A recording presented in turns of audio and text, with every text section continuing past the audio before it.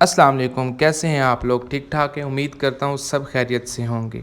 Vlog का आगाज़ मैं यहाँ से करता हूँ। मैं उठा, फ्रेश हुआ और नाश्ते के लिए चला गया। नाश्ते में मैंने खाया अंडा पराठा और साथ चने।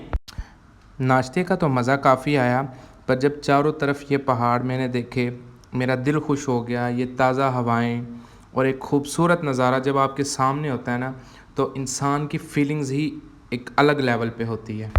उसके बाद मैं बैठा गाड़ी में और मैंने जाना था अपने वालिद साहब की कब्र पे दुआ के लिए। तो रास्ते में ये मेरा स्कूल आया, यहाँ से मैंने 9-10 क्लास की स्टडी की और यहाँ से मेरी बहुत सी यादें वापस। तो फाइनली मैं पहुँच गया हूँ मंगलवर। आप लोगों को ये दो रास्ते नज़र आ रहे हैं, एक जाता है मालम जब्बा की तरफ, एक जाता है मदियन, बहरीन और कलाम की तरफ। जो लोग सवात गए उनको इन रास्तों का लाजमी पता होगा। उसके बाद कंडक्टर साहब ने आवाज़ दी कि फ़ीमेल सवारी हैं, आप लोग यहाँ से सीट से उतर जाएं और पीछे खड़े हो जाए। तो मैं गाड़ी के पीछे खड़ा हो गया। उसके बाद मैं गाड़ी से उतरा और अपने वालिद साहब की कब्र के लिए मैंने शॉपर लिया, क्योंकि वहाँ पे बारिशें बहुत होती हैं। रास्ते में जाते हुए ये चारबाग का ग्राउंड है, यहाँ पे भी मैंने बहुत खेला है, बहुत यहाँ के साथ भी मेरी यादें वाबिस। फाइनली मैं पहुँच गया हूँ कब्रिस्तान। ये वो जगह है कि इंसान जब यहाँ आता है ना, तो उसका माल दौलत जो भी चीज़ें होती हैं ना, वो दुनिया में रह जाती है। यहाँ पे सिर्फ अमाल काम आते हैं।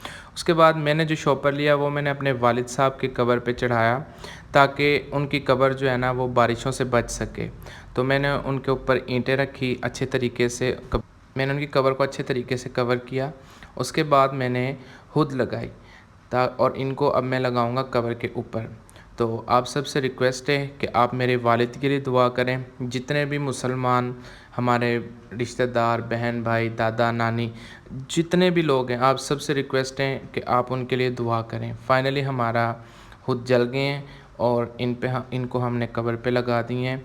और अब मैं अपने वालिद साहब के लिए दुआ करूँगा कि अल्लाह पाक उनकी मग़फ़िरत करे, उनके तमाम गुनाह माफ़ करें, और अगर उनसे कोई भी गलती हुई हो तो अल्लाह पाक उनको माफ़ करें।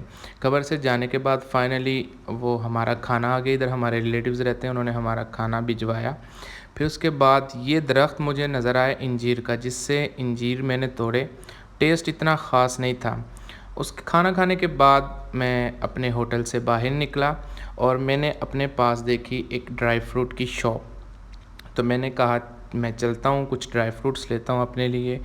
तो मैं आप लोगों को इनकी दुकान का भी विज़िट करवाता हूँ। अखरोट, इनके पास अखरोट, बादाम, चनगोज़ा, ड्राई फ्रूट की बहुत सी किस्में हैं। आप लोग कभी भी विज़िट करें तो आप लोग देख सकते हैं कि इनके पास मुख्तलिफ़ किस्म के ड्राई फ्रूट्स हैं। रेट इनका और लाहौर में सेम होता है, बट इतना कोई डिफरेंस नहीं होता। उसके बाद मैंने अपने लिए थोड़े थोड़े से ड्राई फ्रूट पैक करवाए और मुनासिब रेट से हमें वो चीज़ें मिली। तो अब मैं जाता हूँ रूम में और इनका टेस्ट चेक करता हूँ।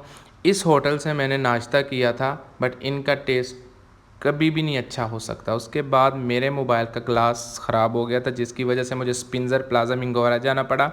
मैं ये भाई की शॉप पे पहुंचा, इस भाई ने मेरे मोबाइल को ग्लास लगाया। ये आप लोग देख सकते हैं मिंगोरे का स्पिंज़र प्लाज़ा है। तो यहाँ से मैंने ऑटो करवाया और मैं अपने रूम पे गया। उसके बाद रात हुई, ये आप लोग देख सकते हैं फ़िज़ागट मेन सड़क जो है, ये उसका नाइट व्यू है। उसके बाद मैं गया, मुझे भूख लग रही थी, सारा दिन काम किया, थक भी गया था, तो मैंने कहा खाना खा लें। ये फाइनली हमने अपना खाना खाया। अल्लाह पाक का बहुत बहुत शुक्र है कि हमने पेट भर के खाना खा लिया।